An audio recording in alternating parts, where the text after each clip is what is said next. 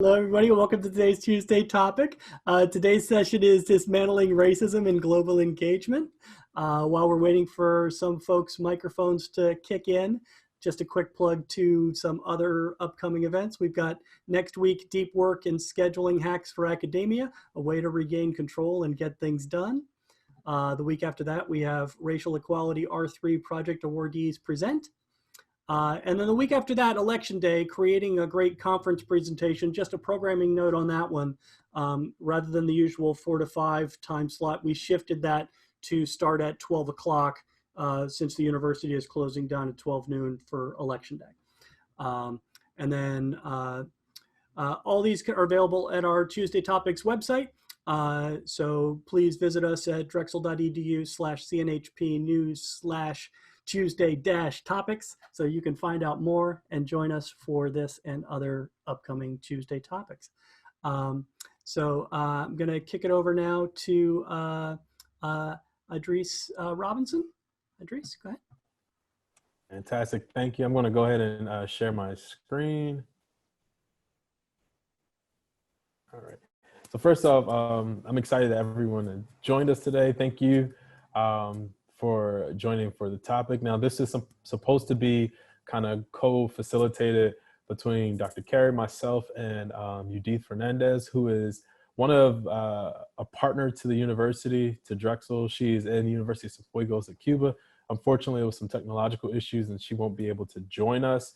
But we will continue as we talked about and as we prepared. And with that, I'll briefly introduce myself and then kick it over to the incomparable Dr. Carey. I'm Idris Robinson. I am, in addition to a board member for CNHP's Board of Global Health, I am the Director of Global Health Programs for the university, and I also direct one of Drexel's high-profile student mobility programs, the Dornsife Global Development Scholars Program.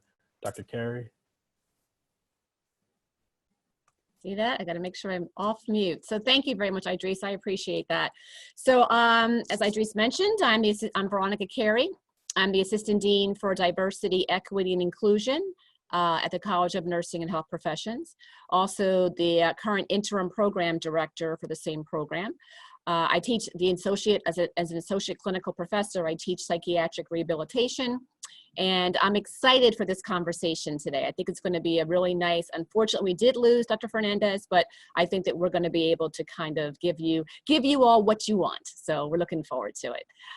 In terms of the College of Nursing and Health Professions Board of Global Healthcare Engagement is the sponsor for today. I'm a part of the board, and so is Idris. And we also are blessed to have our chair, Dr. Green Ryan, has joined us as well. So hello, and the baby's wonderful, by the way, my grandson.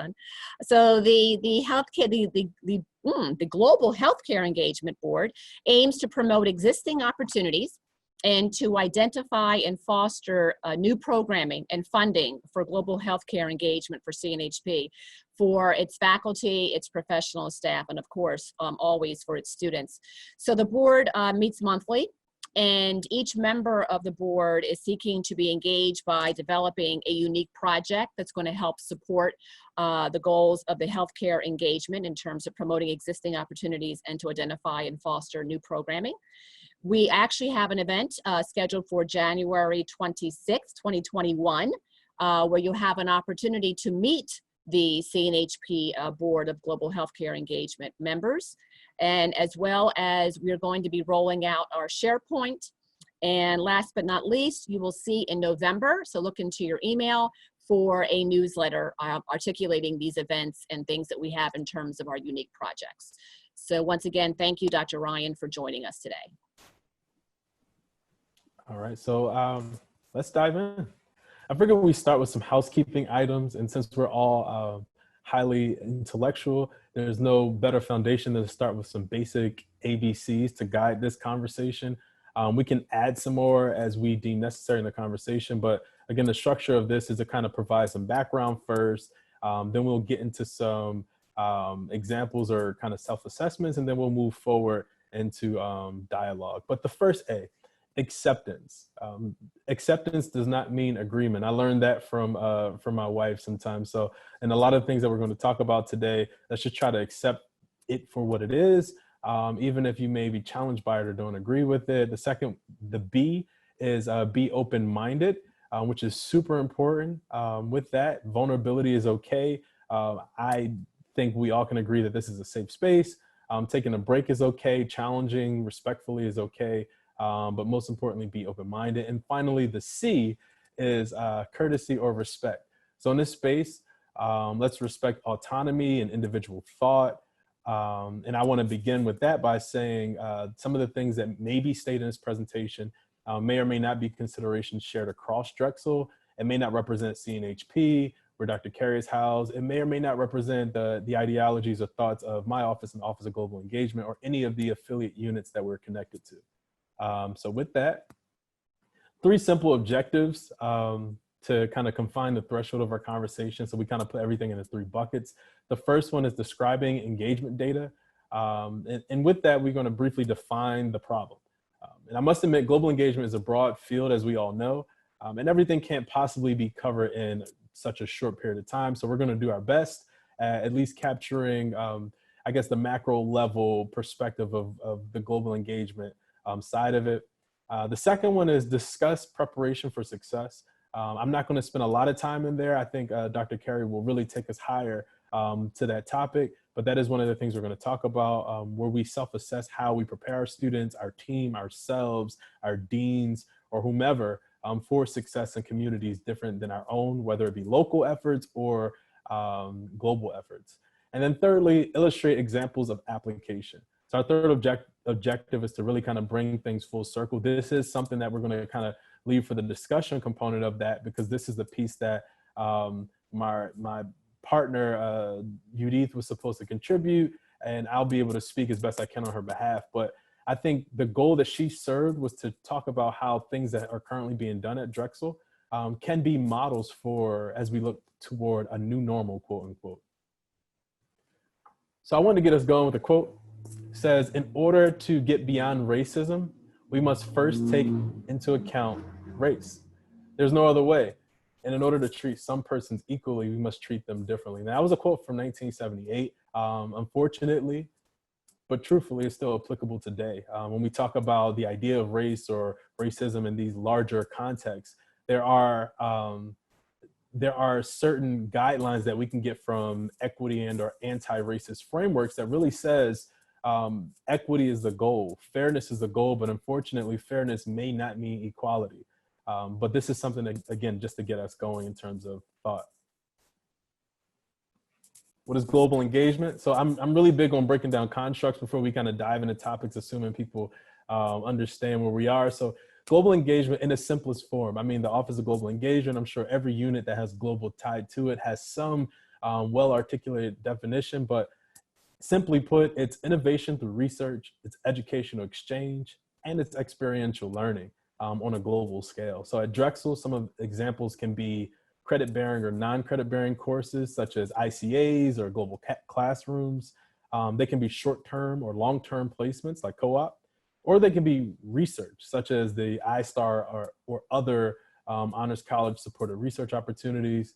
Global engagement can be conferences, speakers, series, so forth and so on.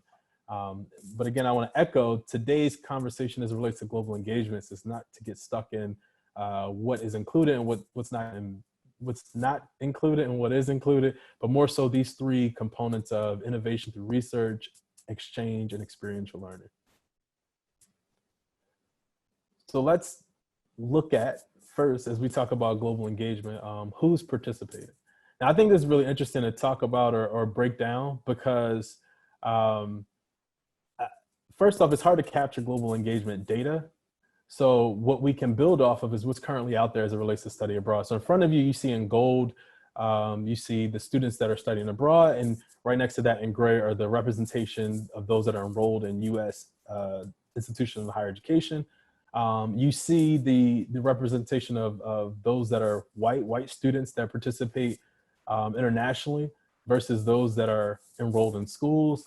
And going down the list, you can see the representation of the proportion of Latinx populations at 9%, Asian and Pacific Islanders at 8%, Black students at 6%, multiracial at 4%, and indigenous populations at less than 1%. What's not mentioned, but also worth noting, and all of this is the most recent data per IIE, what's not mentioned is 88% of those that participate in study abroad are in undergrad. So about 90% of those that we kind of cater international programs to are undergrad, where about 10 to 12% are grad students. And the gender breakdown, 67% of those identify as female. There was a 10-year growth in participation.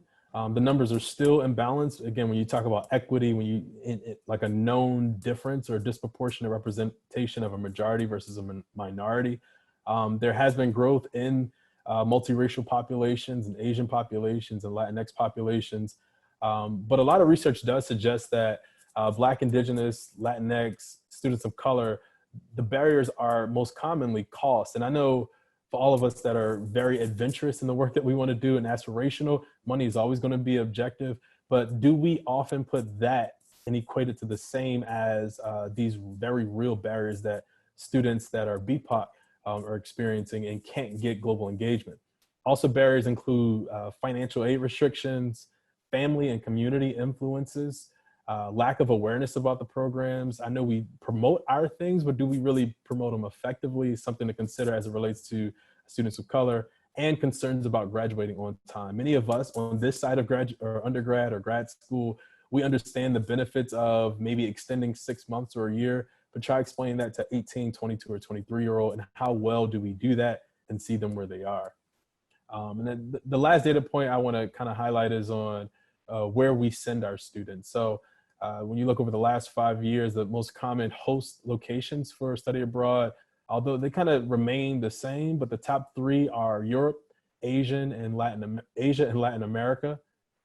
So just want to leave that for a second to digest. So against this backdrop, I want to dive into, and briefly, we thought it was very important to just start with some tangible beginning steps, to just really not get lost in things. So if anyone had another meeting or just tired or want some coffee or something, you at least know what we're getting at. So the first thing in terms of dismantling racism, it really requires us to acknowledge current racist policies and practices. I think one things that I learned in public health was one of the most effective approaches to change or behavior change has been modeled by Alcoholics Anonymous, where you can't change if you don't admit that change needs to occur, that there's a problem. So kind of admitting that there's a problem is the first step to dismantling racism. The second thing is evaluate how we prepare and re-enter our students. And the last one is probably the most, I guess, challenging, but change our colonialist posture. I think that's really important. And as I spoke earlier, Dr. Carey is really going to drive a lot of these points home. I just want to lay the foundation to kind of build us further. So I know this is like a PowerPoint, like 101, like what is happening? It's a lot on the slide, but there's no real information. But as we, as we dive into the first component, which is understanding acknowledgement. Right after we acknowledge, we have to move toward adding cultural context to all of our experiential prep work. So into our coursework, into our pre-departure orientation, into our reentry program, our on-site support. And we do this for 2 reasons. First, it qualifies the experience. And secondly, it addresses color blindness. So what do I mean by qualifying the experience? So a lot of us get so excited that we have a colleague or a partner, or we're going to a part of the world that we've been wanting to go for a while, or a part that's new to Drexel. So we get so excited in that, and we get so excited in subject matter that we forget that our students or those that are participating in these programs are still trying to navigate that interplay of course material, cultural exposure, and their identity, whether it's racial, their sexual orientation, the nationality, gender, etc. So adding cultural context will kind of allow it will level the playing ground for those that are participating. And I use this as an example. So what you see in front of you, or before we get into that, if you guys remember before, sort of kind of life before COVID. So around February, when COVID was just like the butt of all like beer drinks in terms of Corona, hey, it's not that serious. Look, I'm drinking one. So back in February, earlier March, where COVID was just one of those, unfortunately, a lot of Chinese and Asian students or persons that were in the United States, especially in Philly, I mean, we got the email from President Fry, we're getting harassed, we're getting treated and just unkindly, just in public spaces. And of course, a lot of that narrative was drawn by 45, the Chinese disease, and it was drawn by that. But what we did as a community, we supported those students, we supported those scholars. Like I said, the email went out saying, hey, this is not right. You have a place here, you have a seat at the table. Well, in China at that same time, there were Blacks, Africans, and again, diasporic Africans in China that were kicked out of their homes and evicted. They were harassed by police. They were kicked out of international places like McDonald's, restaurants, just because of the color of their skin. And I guess to combat the narrative that we had early on about the Chinese spreading the virus, they picked on a population that we often, that tend to be on the lower side of society's structure, the Black population. Why is that important? And adding this context important to the programs we try to develop or research opportunities? Because on top of having a student of color that participate in these programs, say you had one in China, on top of them dealing with the microaggressions of having their hair touched by passersby, by being called Beyonce, Oprah, or LeBron James just because of the color of their skin, they have to navigate that in a space that hasn't been qualified by the person that's leading that experience. So it's very important, again, to add that cultural context and the cultural realness to address that. Like I said, color blindness is the second thing. And for those that, I'm sure everyone, you guys are way smarter than me, but for those that may not understand necessarily what the color blindness thing is the idea that I don't see color or race doesn't matter. We're all one human race. We're all the same across the world.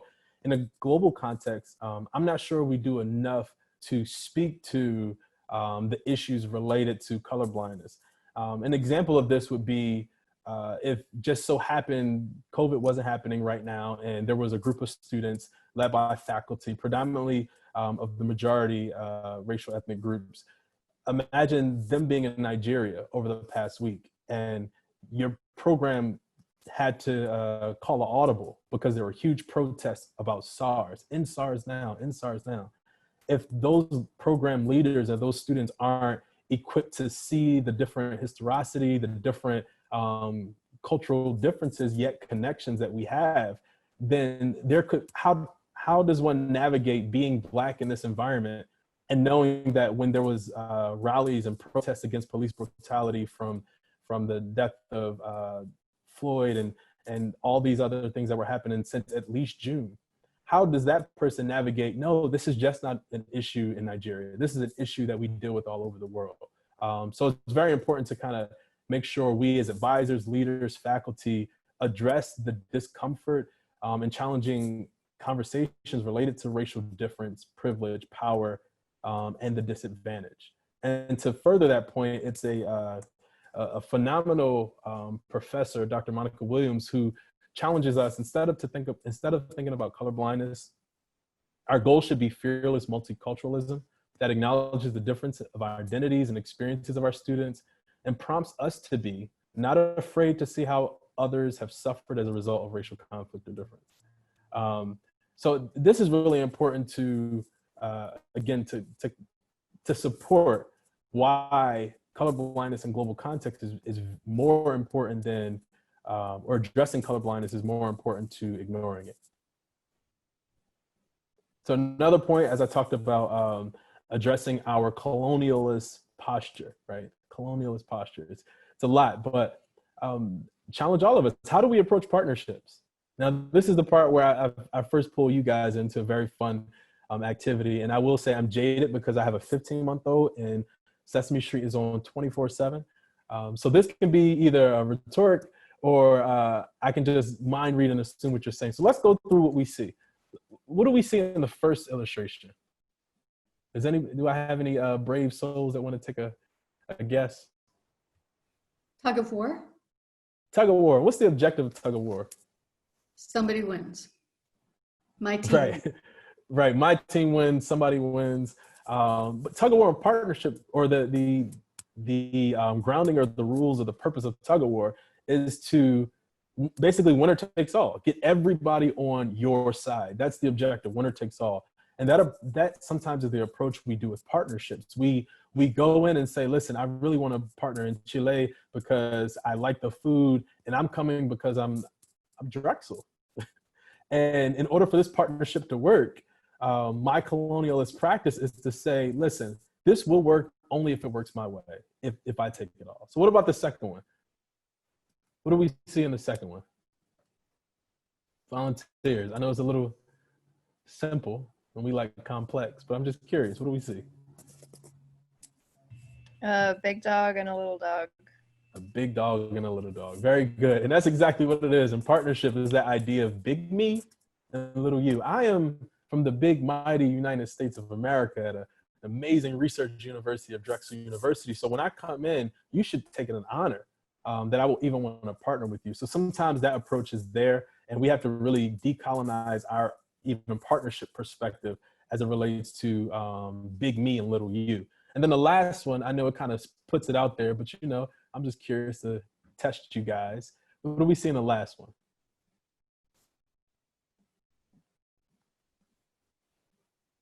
It's the most difficult one, I know. There's a clear, like, spoken agenda, and there's a hidden agenda behind the scenes. Exactly. Thank you so much. And that's what it is. Far too often, once that MOU is signed, that's when true motive enters. And that is a very terrible, a very colonialistic approach to partnership. Basically saying, I'm at least privileged or in a power position enough to be able to live in that seat to change the partnership, knowing that you need me rather than me needing you. So in terms of adjusting our colonial posture, we have to address how we approach partnerships. The second thing is we have to decolonize our language. We have to be more sensitive. We all know there's power in words. So we have to be more sensitive to the language we use. And I'll push us a little bit. So some examples of that would be not using the term or the word locals to describe folk. I know that's a challenge, but if you really put your thinking cap on with me, the idea of locals really connects or it really pushes a me versus you thing, like the way these kind of savages or these uncivil folk, the way they eat with chopsticks, we use forks. So kind of growing beyond locals is something that's important to decolonize us. It makes us human and one and the same. Instead of locals, we could use or move forward to use language like community members, or actually talk about the person that you're mentioning. So instead of saying, hey, I was riding, I got really hungry on this long road, this journey, and I saw this local selling peanuts on the side of the road, so I bought some peanuts. Instead of saying that, say I was driving past a community in Cienfuegos, Cuba, I saw this lady selling, or someone like, again, inviting the humanity into how we describe people, places, and things. Another thing that we need to decolonize our language with is saying the word developing.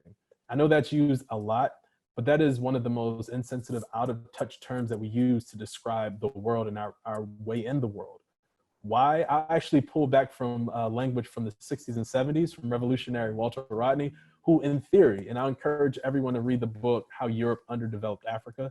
In theory, he said, as academics, we all know in order to have something developing, you must be able to compare it to something that's fully developed. Now, unless you were living under a rock, you understand that there's no society, no nation that has the perfect standard of health, economics, treatment of elders, maternal health outcomes, like their education. There's no perfect society. So in turn, we're all advancing technologically. We all are advancing. So if there's no developed nation, then we all are developing. So kind of having that makes it, I'm right, you're wrong, I'm smart, you're dumb. I'm running out of Matilda references, but it really pushes that notion. So instead of saying developing countries, it's better to use, I guess, more sensitive language, like low to middle income country versus high income country, which is based on GDP, or global North versus global South, or actually just talk about the region that area is, sub-Saharan Africa, or just use those as an example. And because my colleague isn't here, my last example of how we could decolonize our language comes from, again, my colleague is in Cuba, and it wasn't until I was doing work in Cuba a few years ago where I was challenged on this. The idea of saying American When we say American, we really push the idea that we are the exemplar of American. When, I mean, I'm not challenging anyone's geography right now, but anything from the most northern point of North America to the bottom of South America is technically America. So when we go into Cuba and say, oh, we're American, we are pushing the idea that you guys are not us, so you are not American. So better language would be either saying where you're from or saying the United States of America, unless you're talking in a different context. But context matters as we look to decolonize our language. So as I wrap up, I wanted to just reiterate why this matters. And I'm not going to go into detail about all of them. I'm a very avid skimmer. So I've done you guys a service of skimming with me. So it matters because it helps with identity development when you have diverse populations that are welcome into different groups. It matters because for many Black, Indigenous, Latinx, and communities of color, by being in the United States, the idea of being an outsider is a feeling regularly felt. So while our students are outsiders for the first time in new communities, that exchange, number one, allows the students that are typically minorities in the United States to help aid and support and guide and push through that feeling of minority while you're global. And then it also allows those majority populations to understand some of the situations and be able to create that dialogue, that teachable moment. Thirdly, it provides communities to learn a broader American perspective. So I'm not going to, again, test us anymore. I'm sure you're all tested out for the sake of this conversation. But if we were to ask somebody in the Gambia, West Africa, to draw an American, what would it look like? Would it look like you or would it look like me? So since we know there is not one look that an American has, allowing more diverse opportunities or diverse students participate in these programs help to grow the broader narrative. And just a really quick example, I remember my first time actually in the Gambia when I was doing research at a hospital, and I got really close. I finally got invited into a tea circle, which is a big deal with it's a Muslim country, so it's a big deal when the guys come together to drink tea. I was invited, and this guy was like, listen, man, Idris, I got a question. Why did Biggie kill Tupac? So I used that moment. To educate on, number one, that the Black experience is much larger than hip hop, is much larger than Biggie and Tupac. But again, that was a teachable moment, and that exchange has brought better perspective on both sides. And lastly, as I talked about the majority of places where we send students or that host us and our students, we have to really push ourselves to find non-traditional destinations, because if the most common places we go internationally looks just like Old City or looks like parts of DC, then are we really pushing ourselves and our students to be challenged in different cultural settings? So with that, I'm going to pass it over to Dr. Carey to take us a little higher. Well, I appreciate that immensely. Actually, if you could keep your slide up and go back to your first quote, and then I'll kind of parlay from there. We probably could even leave it up while I'm speaking, but I just wanted to kind of start there. So whenever you get a second, that's just fine, Idris. So thank you. That was a phenomenal overview of everything that, that I don't have to say anymore. So that was fantastic. I think it's really important to kind of look at it also. I think one of the key terms that you had addressed was color blindness, right? So is that a goal? Is that an aspiration? Is that a destination? How is that achievable? Right? And then that inviting the humanity into this space. So when Idris and I were planning for this presentation, I thought, we need to also address what happens when we're talking to students about this? What happens when we're talking to faculty about this? And we would be remiss without going back to this and looking at some key words here. So I appreciate this quote of 1978. We have a Tuesday topic coming up in December talking about, is it the same time? Are we have things actually grown? Right? Is it the same Drexel? But looking at the word equally, and that word popped out for me because I had my Assistant Dean of Diversity, Equity, and Inclusion hat on, even though we're talking about this in a global space. And I thought, wow, if we've never talked about the word equally before, we're going to address it today, because equally just really means access. So the opportunity to be present at something. It has nothing to do with equity, which means the ability to participate now that I'm here. So I think that the graph that Idris illustrated with the huge differential in who's here, but who participates, that's equally that they're here, they have access, but the equity is that they're not participating. And I think that was articulated really well. So if we kind of look back and read this again, in order to get beyond racism, we must first take account of race, right? So I guess the question could be, does anyone know how many races there are? And if someone says one, the human race, well, I guess we could argue that point. But in terms of how we're articulated in this statement, there's 4: Negroid, Caucasoid, Mongoloid, and Australoid. So there's 4 races. And people that are looking for difference aren't really that competent to know what a person is like under the microscope. You don't know what creates me. I may present as an African-American female, but you don't know what constellation actually makes me under the microscope. So people don't tend to dislike someone because of their race. They tend to dislike someone because of their ethnicity, what they do as a combination of people. I don't like how they cook or how they talk or their music. That's an ethnic posture. So I think most of the time when we give people the title, if you will, that they're being racist, that's too much credit. You know, I don't think our president's that bright. That's just, again, this is the personality of Dr. Carey, right? Not necessarily the words of CNHP, right? But I mean, we're giving him far too much credit. He doesn't know what's transpiring. He doesn't even know that there's 4 races. He knows nothing about alleles and how people are constructed. He's talking about the ethnic behaviors that someone next door to him or behind him or not in my backyard doesn't do. So there is no other way. In order to treat some persons equally, just means let them be present. We must treat them differently. And that's where equity comes in. So and you've seen that image probably of someone who's present but can't see over the fence. They can't see the football game or whatever's transpiring until someone maybe gives them a box. Now they can see over the fence, or gives them a ramp and they can wheel themselves, if they're in a wheelchair, it's something in terms of ableism, and they can look over the fence. That's equity. So I think that as we begin to talk about this with students stateside, then we can begin to extrapolate it when we actually go on our trip. So you can leave it up here, it's just fine, but I think that's very, very important to actually note. So I want to kind of lend my conversation or my presentation more so about the preparation for success, right? So how do we get students to be more successful at being a part of this process? So we have all these examples of application. We just talked about equity and equality, but also identity. So Idris began to talk about, how do I see myself, right? And then what is the inclusion in that? So we talk about diversity, equity, inclusion. What's the inclusive posture in that? Do I see myself in a possible destination for an ICA, intensive course abroad? Do I see myself as an intentional conversation within the classroom?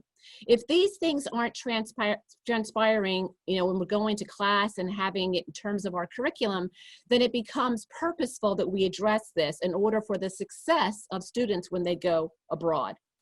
I travel abroad extensively, and I'm sort of like, this whole cabin fever for me that's been lasting for 9 months, not being able to board a flight and go somewhere.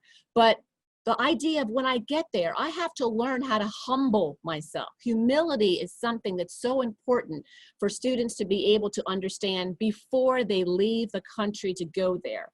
You can't arrive at somewhere as the all-knowing Westerner, or, creating dissension to say, yeah, like you had mentioned earlier in terms of we use silverware. Right? We don't eat with our hands. We don't use the bread to gather up the meat and the vegetables. And we kind of posture ourselves, so we distance ourselves, and then therefore there's an issue when you're actually traveling. So those are all the things that we need to address with students in order for them to have that success before they travel. In terms of changing your own viewpoints. So I was trying to look at the time to see if I have an opportunity to do a quick implicit bias, because I think this implicit bias is going to be hypercritical for the rest of what I want to share today. And I saw that Leah is on this, and I gave it very quickly to our incoming students, and it was kind of phenomenal. So, and I think, Leah, when you would agree that this was something that was quick and dirty, and I see there's about 17 of us. So when I ask you this question at the end, I want you to go into the chat and just say yes, so that Darren can see, and we can see our numbers grow as people do this. So grab a piece of paper. Idris, Jane, everybody grab a piece of paper. Anything you have close by. I'm going to go a little rapid. Okay, thank you, Jane. We're going to go a little rapid because I want to make sure we have time to look at this. So this identifies an implicit bias posture. and to kind of get to know who you are. So very quickly, question number, there's going to be 11, but I'm going to kind of go a little bit rapidly here. So number 1, think of a number between 1 and 10. I hope that's not taxing because Sesame Street is off. So think of a number between 1 and 10. Number 2, add 2 to that number. Okay. Number 3, double the number. And I just had this moment. Who's old like I am? Conjunction, junction, what's your function? Like I feel like I'm going, thank you, Jane. I feel like I'm having that moment now. All right, step 4. So step 1, think of a number from 1 to 10. Step 2, add 2 to that number. Step 3, now double that number. Step 4, go back to number 1 and subtract your original number. Step 4 is subtract your original number. Whatever you had in number 1, subtract it from the number you have sitting in number 3. Subtract your original number. Step 5, add 8.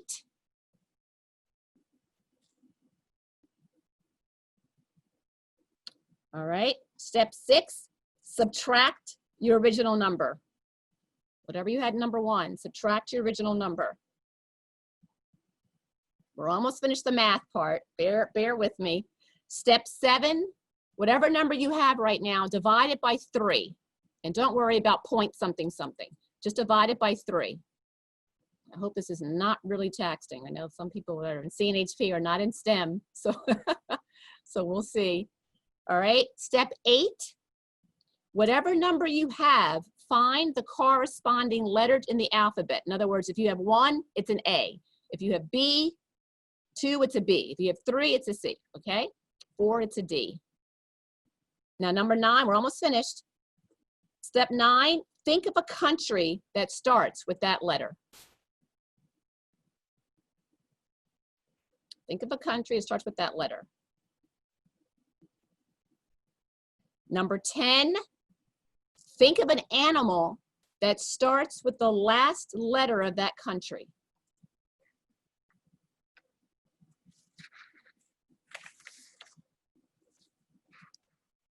And lastly, number 11, think of a fruit that starts with the last letter of the animal.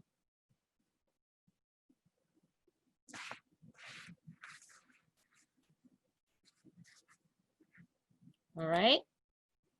Now, again, go into the chat. How many of you had Denmark, kangaroo, orange? Yeah. Yep, Deb did. Idris did. I did not, Jessica. Okay, I'm gonna get back to Jessica in a second. Good, Darren did. Chose Dem, okay, yep, Jane, okay. Anyone else? Anyone have Denmark, kangaroo, orange? All right, so if we have about 17 of you, it looks to be about maybe a quarter to a half of you. Oh, Robert Lee, I don't know what Robert had, he just came on. I just saw him pop up at the very top. Denmark, kangaroo, orange tends to be the most common responses when you go through all of those articulations, right? From the time you picked a number to a country to a, and then some people might say, well, like Jane says, well, I had Denmark, but I didn't have. So therefore, what tends to be is from 40 to 70% of any group of individuals, Dubai, iguana, apricot. Yes, of course you did, Robert. Thank you for sharing. The idea being that 40 to 70% have the same viewpoints because of how they've been acculturated, even though they could be racially and ethnically different, right? Now, it doesn't mean anything about good or bad. It means that so if you have a classroom and you do this exercise in the classroom, a majority of your class is going to think a certain way about a certain thing. So when you bring it up, they're going to go, okay, yeah, Denmark, kangaroo, orange, got it. Yeah, Denmark, kangaroo, orange, got it. Oh, and we should humble ourselves. Wait a minute, did she say humble ourselves? Because I have iguana. You know, did she say not using utensils? Because I have, you know, Dubai, you know? So when you run into those individuals, we call them outliers because most of the time people are Denmark, kangaroo, orange. We should be listening to more of the outliers. They're the people who are going to say, you know, I agree with you about Denmark, but I don't know if we should be doing our, you know, we should be expanding our horizons. We should be thinking a little bit differently.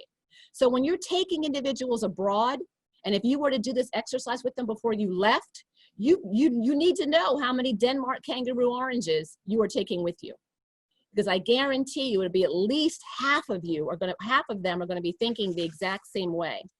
So when you do, and again, you can kind of, let me just hear a second ago, I heard iguana and something.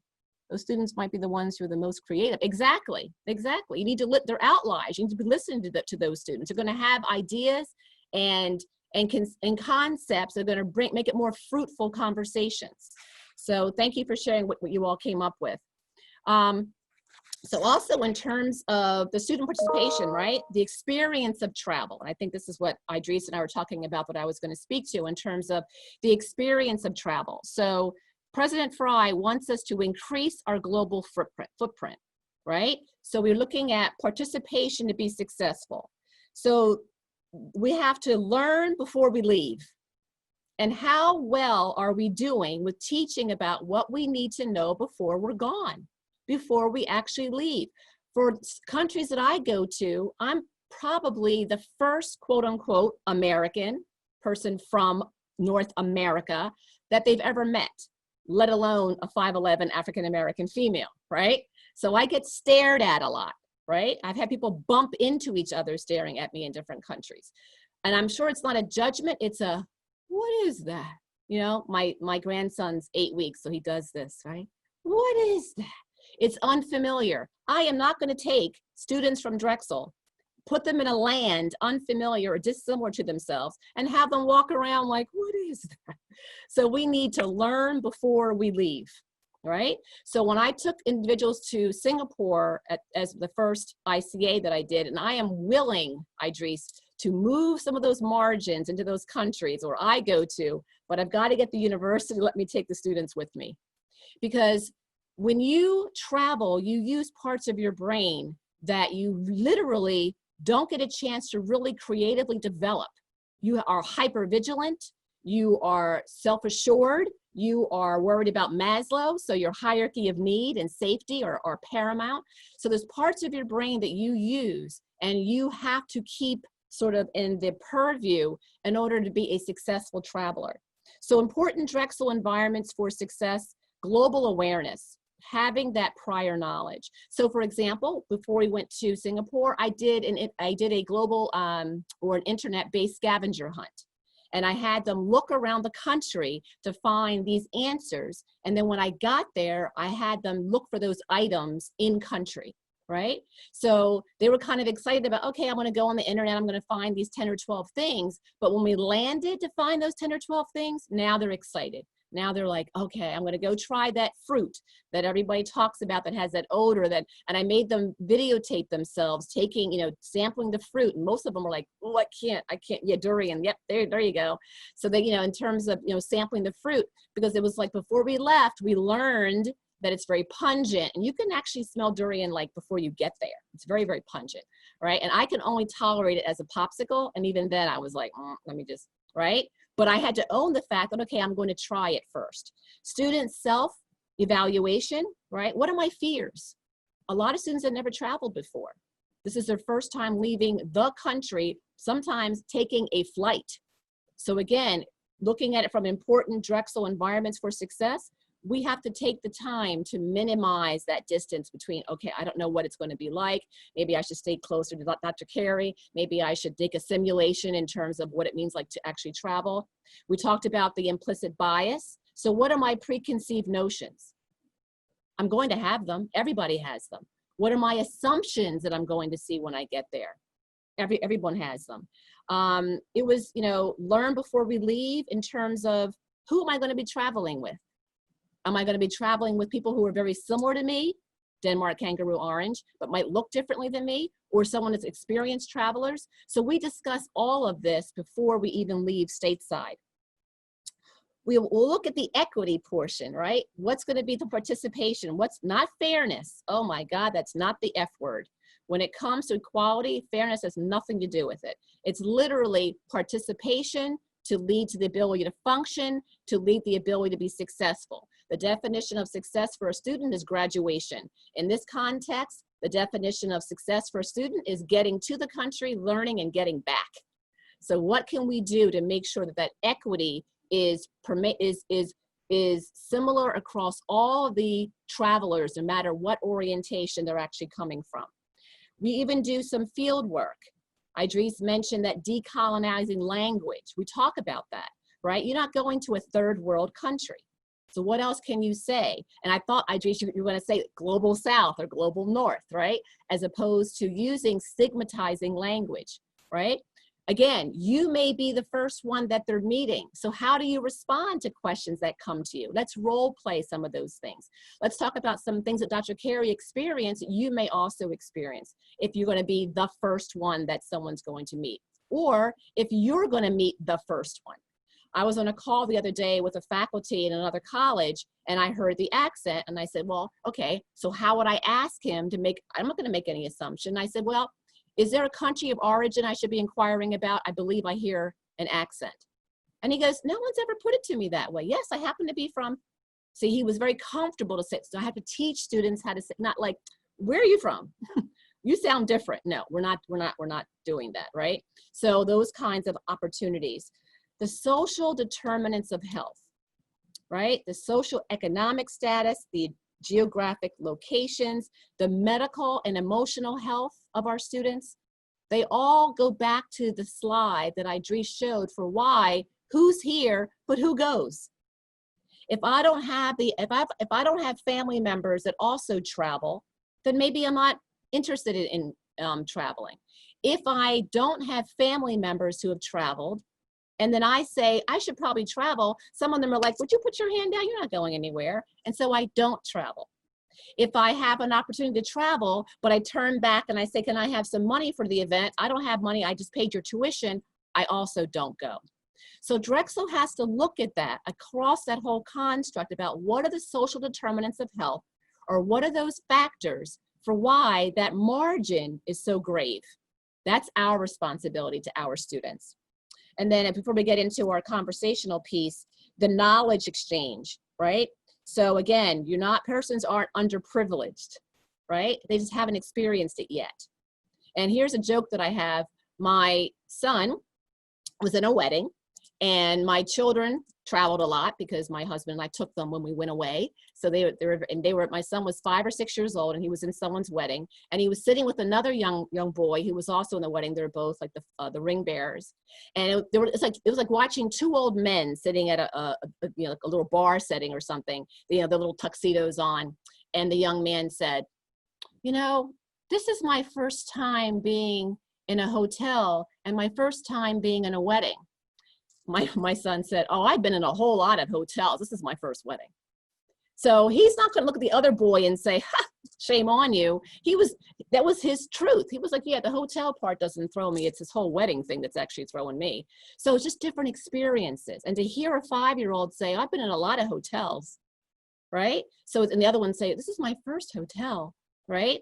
So it's like, okay, there's a different kind of knowledge exchange. And those are the kinds of conversations that we want our students to have without having any kind of stigma moment, right? They want to be able to say, I've never been out of the country. Oh, well, then you're in for a treat. There was a student who had never been out of the country, and she was going on her first global brigade. And she said to me, Dr. Carey, I literally walked her from her front door to the plane, to her seat, to tell her what was going to come in terms of her meals. This is all pre-COVID, right? What was going to come in terms of her meals, telling her to sleep, telling her to exercise her legs, telling her to drink a lot. I walked her off the plane in theory. I took her through customs, etc. And when she came back from the trip, she was like, I felt like you were here the entire time. As opposed to saying, yeah, you haven't traveled. I don't think I would probably go on this. Maybe you should go when you're a little bit older. Maybe you should wait till someone you know is going to go with you. No, I educated her that knowledge exchange. I'm a very visual learner. So I talked with her as if I was there. And she's like, it was as if you were sitting right here. And everything you told me, I wasn't scared because I had already witnessed it with you. So those are the kinds of things that we need to make sure that we're looking at. So we have that increased global awareness. We want to meet President Fry's goal of increasing our global footprint. In the interim, Drexel's goal is to increase individuals who seek that increased global footprint. And in order to have that learn before we leave, so the experience of travel is not so difficult for students to think that I too can see myself in unfamiliar spaces. I just wanted to share that, so thank you. Thank you, Dr. Carey, always phenomenal. I think with this point, we definitely wanted to, now that all that's out there, wanted to open the floor for questions, conversations, comments, considerations, because this, I believe, would be pointless if it's not directly engaging you guys, if it's not directly tailored toward you. For all of that, I could just do an Instagram live. So, so we'll open the floor at this point for thoughts, considerations, questions, and I do want to kind of reference the ABCs. Again, this is a safe space, and that's just something I believe in. Any space I'm in is going to be considered safe. And then, again, respect. So be as vulnerable, be as open, be as honest, and we'll walk each other through it.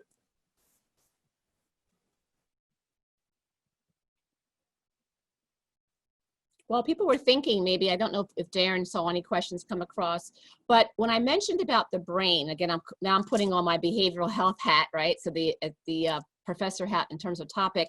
When you're traveling, there's the way that you store knowledge, and maybe people aren't even aware of this, for why travel is just so important. Travel doesn't have to mean you leave the country. You can drive down the shore. That's still travel, right? You can go to Disney World. That's still travel if you don't live really close to these things. But there's something called assimilation and accommodation. So assimilation means, how do I interpret things? It's like the existing schemas that are in our head. That's why children might see a horse and know a horse, and then see a deer and call the deer a horse, because they don't have that. They haven't marched that schema that not all animals are called one thing, right? So as we fit current experiences, then we learn how to do what's called accommodate. Then we can say, oh, I'm familiar with people who are Muslim, and I've met Muslims in Pakistan, but yet I should increase my schema, so when I meet someone who's Muslim in Abu Dhabi, I don't think they're the same person. And the more we can encourage students to assimilate and accommodate while we have them here, especially when it comes to travel, you will not be talking to the same person before they go and when they come back. And they're chatting about, I never knew, I saw the first time. That's examples of accommodation. So I just wanted to share that in terms of why we want students to have these opportunities. Yes, Dr. Ryan. Thank you, Dr. Carey. So I had something I guess I just really want to bring up for discussion. Maybe it's a little bit of a pet peeve of mine when people will use the language, and it's fairly common language in public health, of foreign born, as opposed to internationally born, internationally educated. The whole language of foreignness just galls me every single time I hear it. My hackles go up. I'm like, oh, please don't say foreign, whatever it is. Please, can we agree to the language of international? Because foreign says it's more colonial, I can't say the word, it's more colonialism of, you know, we are the ones with the answers or the thoughts or the knowledge or whatever it is, and we have someone different, othered, foreign from ourselves coming here. It's just, do you have thoughts on that?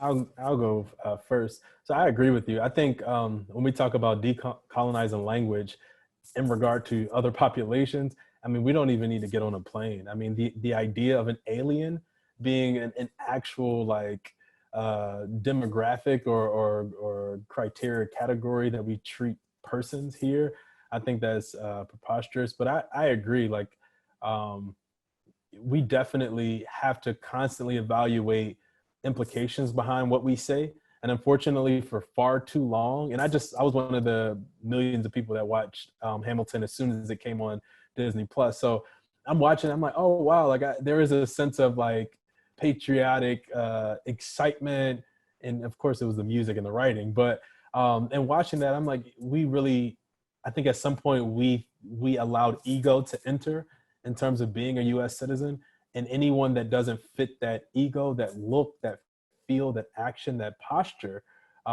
we find some lessening term for them. I mean, I'm not going to dive too deep into it, but we see the difference in how those that are threats to society are deemed based on their color of their skin here in the United States. Even at the time, one of my favorite comedians, Cat Williams, used to do this joke about when we were in the world and when we were at war in Iraq, the idea that we're at war with insurgents. And he's like, I don't even have any insurgent friends, like kill all them insurgents. So we always kind of have these narratives to kind of make an enemy, to make an outsider, to make someone that's less than. Issa says hi, everybody. But I agree. I definitely think we need to grow beyond that. I think I have too. So that I appreciate that, because I was going to say pretty much the same thing. The only thing I'll add is that, first of all, Jane, do you literally correct people when they say that? Oh, I do. I've gotten into some heated discussions with some CNHP colleagues who will use that language, and I'll say, listen, and it's what, one particular colleague often uses that language. We've discussed it, I don't know, 400 times over the past 10 years. And yet, every single time it comes up, it's like, and we both just kind of stand in our own camps and like do this. Yes, I do. Because I find it so completely galling. Well, I appreciate that. Because I think a lot of people will, for why you're not Denmark kangaroo orange, I remember that. See how we have to embrace our outliers? The idea being, though, that it's a fear factor. So in other words, if you're going to make this person come into my space and I don't have in a synaptic box to categorize them or make them similar to myself, it's almost like a bully posture. Bullies keep you out here so you don't know what I don't know in here. If you guys never knew how, this is all my mental health coming out here. But, bullies they want you to stop here so you don't know I can't read if I'm 3, or 4. Or they stop you here so you don't know I stutter, So they keep you at bay. So fear will have you do things that you never thought you would do before. So holding on to the word foreign, for some reason, this individual quite literally does not want to make a space for anyone different than themselves, because they're thinking, if I make that space, it jeopardizes either my job or my house, or my child's going to date them, or my children are going to be multiracial. All these things run through their head literally by not letting go of the word foreign. So I could go through therapy with them, but that's literally what is happening. It's a fear factor. And it comes from the ingrown or ingrained even implicit bias that they have. They have those historians who are saying, you better watch those people, they're coming, those, 7, 8, 9, 10, 11, 12, 13, ding, 50 years old. They're coming, they're here. Oh my God, they're here. Those foreigners. That's all fear. And I see Jessica, did you want to also share? I did. So thank you. First of all, thank you to you and Idris. That was a great presentation. I'm actually a student, so I wasn't sure which context this was all going to be in. One thing that I wanted to bring up or ask about, and I think it speaks to Dr. Ryan's question, not just about fear, but, when you were talking about developing versus developed, I had until now thought that developing was the way that you should put it, because that's better than third world. And so now we have developing. And I was like, ooh, I did that wrong. And I think that especially among students who are used to being the majority, when you call them out on something, they get a very defensive reaction. And I think that's part of their fear of, they're more afraid of being wrong than learning to be right. And so I was wondering how, in these programs, if there was, I don't know, some kind of how to be wrong, right? How to accept being wrong and saying the wrong thing, and how do you recoup from that? I think, Jessica, that's an awesome question. Too bad I only have about 30 seconds to give it to you, because Idris may want to also add. When I teach my courses, what I literally tell my students is, the worst thing you can be in my class is wrong. And then they sit there like, what does that mean? If you get it wrong, I'll tell you the right answer. If you get it wrong, we'll ask other people to help you. Because this has to be an environment where people can literally come out of that implicit space or come out of that historian in the back of their head space and say, developing. And then you're like, well, maybe they're growing. Maybe this is a nation that is globally, seeking, giving them parallel words. Mine is behavioral health. I cannot tell you how many students say someone's suffering from schizophrenia. By the time I meet them as a freshman to the time they graduate, the word suffering is gone from their language. I don't beat them over the head, but they hear it and other students go, you just said suffering.